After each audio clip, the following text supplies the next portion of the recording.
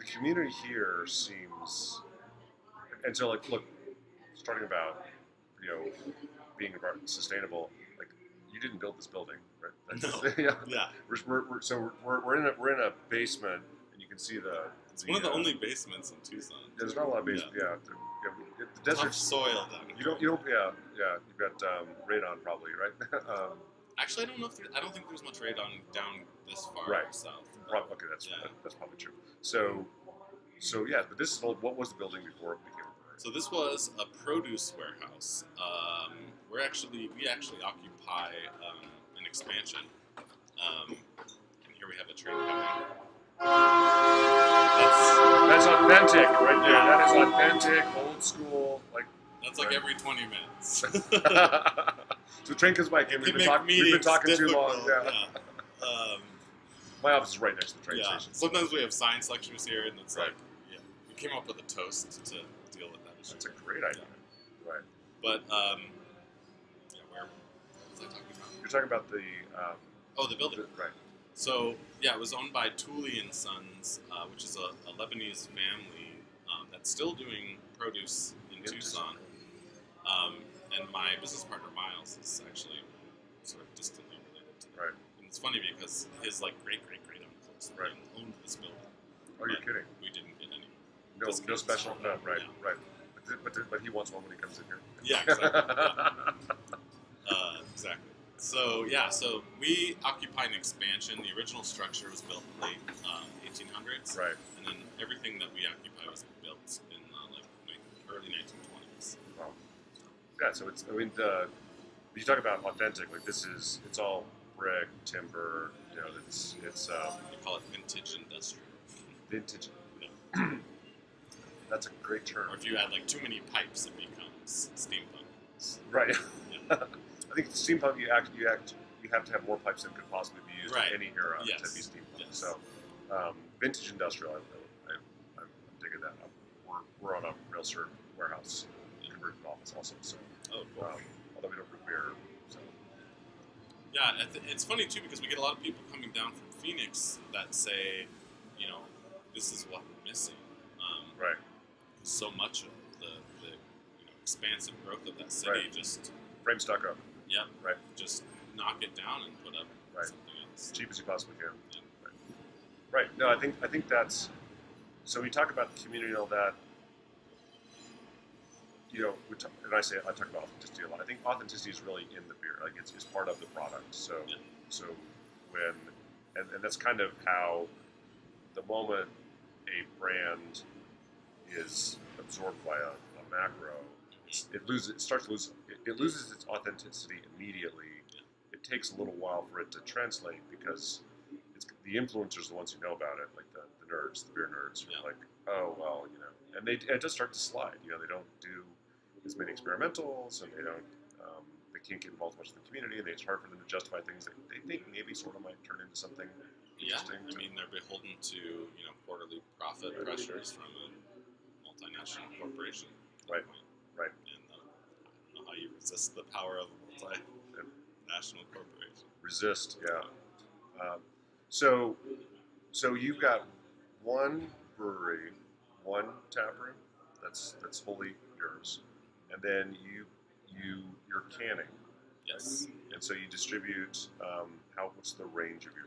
We distribute statewide. There's some pockets that we're working on, but we're basically distributed along the entire north-south corridor. Right. So from Flagstaff to Tucson. And in terms of draft sales, that's a pretty material part of the business as well. Oh yeah, like absolutely. Third party, on-premise, kind of stuff. Yeah. Right. Yeah, it's a huge part. Right. So how do people get exposed to your brand if they don't walk into the tap room here? How do you want them to hear about Borderlands? I think one of our biggest exposures was at the Strong Beer Festival, which is the largest Arizona Craft Brewers Guild festival. Right. And we brought our Noche Dulce vanilla porter, which is made with Mexican vanilla. People were Not New Mexico. in line. Old Mexico. Yeah. It actually comes from the Yucatan Peninsula, and then we're actually importing it. Wow, so that's a big deal, right? Because not that any macros are making vanilla porter, but if they were, they certainly wouldn't be importing it from Mexico. Right.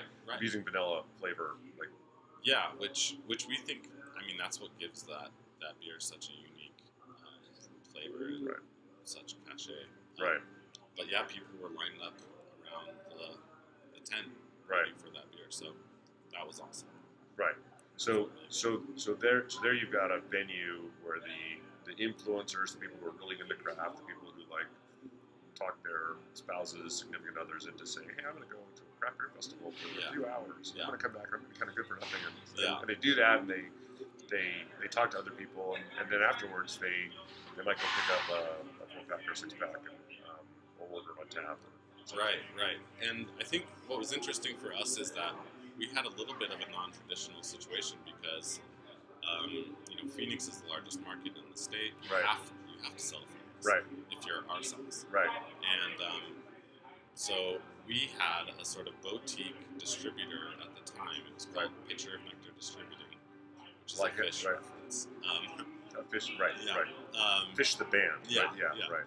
But they carried like Canton, and we were their only local brand, and we were that sort of became their bread and butter. Right. And he had those relationships because he was carrying all the nerdy things that you couldn't get from anyone else. Right.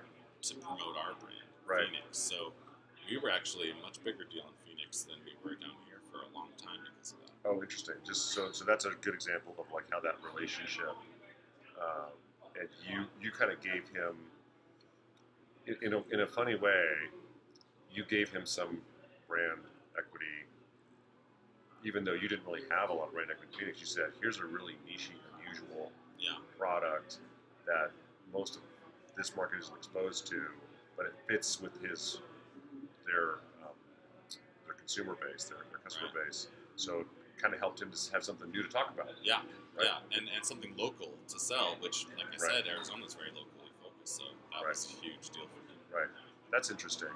And so now, so if you're like the average craft brewery, which you're not, but if you're like the average craft brewery, 30 to 50% of the sales are an IPA, and maybe about that same amount are you've got 2 or 3 SKUs that make up most of your sales. Yeah. Right. So how do you when you're obviously going outside of this market, that's probably what you lead with, right? Yeah. Because you have to, those things that go with cans and bottles and stuff. How do you what's the strategic position of your seasonals, your experimentals? Like, how do you think about those? Yeah, so we've sort of been developing a strategy. It's difficult in Arizona because we don't really have seasons. Yes, you do. You've got hot and unbearably hot. Yeah. Right. We joke that like pumpkin season lasts like 6 months in Arizona. It's as long as Starbucks is serving iced pumpkin lattes, right? And thankfully, there has been sort of backlash against it in the beer world. Pumpkin? Yeah. Thankfully, I would say it's just it was too much. It was just too much. And who buys it? Who buys pumpkin? Well, and the problem is once the season's over or perceived to be over, then all that beer just sits in the distributor. So the distributor hates it. Right. We hate it because we're not selling it either. Right. And then we're like, why are we doing this? Right. So that cranberry seems like it'd have a longer shelf life, right? Because you could start it with pumpkin and go all the way through the end of the year. Right. And we don't even do fall seasonal anymore because of that, because it's so it seems there's no fall in Arizona. There is no so as we're sitting here today, you may be watching this decades in the future, but it's October 12th, right? Yeah, it could be hundreds of it's degrees. 80 hundreds of years exactly. It's 88 degrees outside. Yeah. Well, no, it's hot. It's hot. Oh yeah, hot. from the berg. Yeah, for me it's hot. I was in Denver last week. I used to think it was hot. Yeah, I used to. Yeah. I lived in Dallas for a while. Yeah. That's also got 2 seasons. Yeah. But I think like I always like to think about seasonal. It's like you have some the lagers and stuff in the summer, and then you get to the sort of browns and doubles. But here, like I love malty beer. Yeah. Like I couldn't go. I couldn't drink all my malty beer in 2 months. Yeah, well, and we do see a huge fluctuation with that. So basically, you have your dark beers and your light beers. Right. The these fall intermediate beers just don't Right. really fly here. I mean, Right. an Oktoberfest will sell because Right. really that's a light beer, Right. It is right. and it's perfect for this kind of a fall here. Right. But just because it says Oktoberfest, it's not going to sell Right. past November, even if it sells at all. So Right. it's challenging, but we see a big reduction in Noche sales in the fall, Right. or in the But they're having in the spring rather, and then prickly pear is the opposite. So. right. It sells in the summer because Yeah. it's